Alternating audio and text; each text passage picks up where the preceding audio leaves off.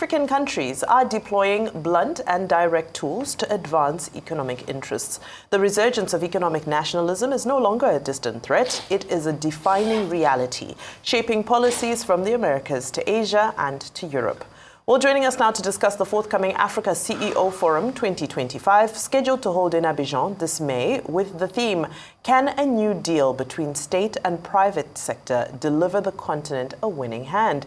Is Amir Ben Yahmed, CEO Jeune Afrique, organizers of Africa CEO Forum. Good morning and welcome to the program. Bienvenue. Good morning to you all. It's always a pleasure to see you every year. Right, now getting straight into it, for those who may not know yet, tell us more about the Africa CEO Forum and what exactly is the role that it plays here on the continent. So the Africa CEO Forum was created in 2012 with the idea of gathering the African private sector and the business community in general to give them a voice on the issues affecting the African economic development agenda. So that's the DNA of the forum. That's the what makes it unique. So it's now the largest economic and private sector conference in Africa, where we have most of the public leaders, private sector CEOs, and global investors that are converging every year to have debate, make deals, push for regulatory improvement. And it's also a space for the private sector to have its unique voice into deciding what needs to be put at the agenda of public policies. And finally, it's also a moment where collectively the business community once a year has a chance to go over most of the issues and most importantly, assert the interest of Africa on the global economic stage. Well, the theme this year is quite bold. Can a new deal between state and private sector deliver the continent a winning hand? Why do we need this new deal and what should it look like? This is a very interesting question, but I assume that you have seen Donald Trump yesterday, no? Yes. Yeah. So that's the answer on why we need this new deal. No, basically, we have a new context that is marked by two things: a return to protectionism from many countries, where trade becomes more transactional, more confrontational. That's the first issue. And the second issue, we are also in kind of a economic uncertainty where capital allocation is flying to safety. We're also seeing the downward pressure on aid, and all of these things are happening at a moment where our countries have basically a very high level of debt. So the question now in these with these two constraints is how we stay in the game. And our conviction at the Africa CEO Forum is that aside from natural resources, the real superpower of the private sector, the real superpower of Africa is its private sector. It's the only force with which we can address at scale some of the most important challenges that we need to face: agricultural self-sufficiency, financial innovation, building industrial capacities. That's some of the very important challenges that Africa has to face. And as we say, the private sector is the only force that is agile enough to address this at scale. And in order for this to happen, we need to have a global reset between public sector and private sector. We've been through 20 years of growth, where the private sector was a strong actor of that growth, but we need now to go much faster, much higher, and the private sector is the force for that. But for this to happen, we need also to have three pillars that are going to be at the core of our conversation this year. Is one, an increased focus on governance and accountability.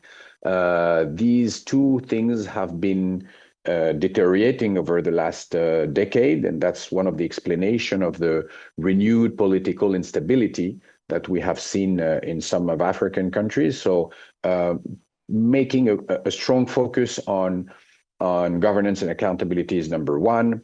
Number two is trying to also discuss with governments how to have targeted public policies to create more value, whether it is for our private sector to address our domestic market needs, or to be part of the global value chains and being strong exporters in the world. And last but not least, we need to talk about the CFTA. The CFTA has been into force since 2019. We have very little to show for. The CFTA is supposed to push trade investment, to create trade corridors, to put for global energy projects, and many other issues that are supposed to unite African markets. This is a major issue for Africa's growth, and that's the third pillar that we will be addressing during this edition of the forum. Okay, so the forum also welcomes some of the continent's largest companies. Many are thriving. They're facing major challenges highlighted by a recent report published by Juno Freaks media group on the 500 African champions. So what's your view on the current state of African corporate champions? Our view is always optimistic, as you say, but for the first time in the last 4 years, the total revenue of the 500 companies has decreased. Over the last 3 years, we had an average global growth of 7 to 8%. And last year, we had for the first time a slight decrease of 3% of this total revenue. So this is a reflection of the current climate. We've seen some of the major economies having some of their currency falling a lot, so that has an impact on the result.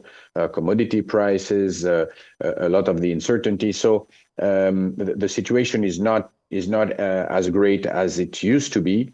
As we said, one of the main driver of growth for us is the number of companies over $1 billion. That's a discussion that we've had on your show a few months last year. Actually, Africa has $301 billion company. It in reality needs 3,000 at least to be at par with other emerging market of the world.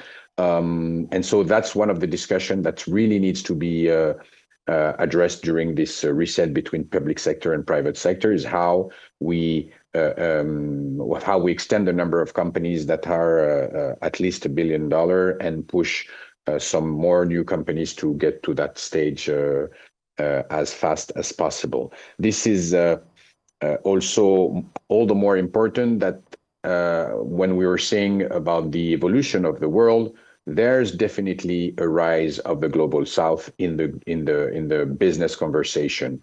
It happened with China. It happened with India. I was spending a few days in Brazil, where Brazil wants to reinforce relationship with Africa, and Brazil is also a very important economy, very structured. So there's a momentum right now for Africa to take place into this global South conversation and to be part of the new actors that will be stakeholders in the world's growth of tomorrow. Right, so of course all roads lead to Abidjan this May. What can we expect? Who's coming? What are the major moments that we're all looking forward to?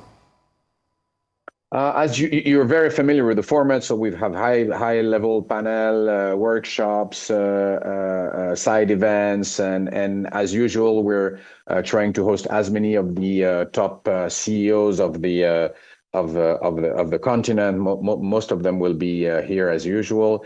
We're also trying to get the newcomers into politics to attend the forum. So this year we'll have the new president of Ghana, who just got elected. We have the new president of Senegal. We have the president of Zambia. We'll have also, of course, the president of the host country, Mr. Alassane Ouattara. It's important to mention that Côte d'Ivoire is now the #1 economy in West Africa after just Nigeria. There was a very interested article in The Economist about that a few weeks ago. So we're trying to have as many as the top global players for that conversation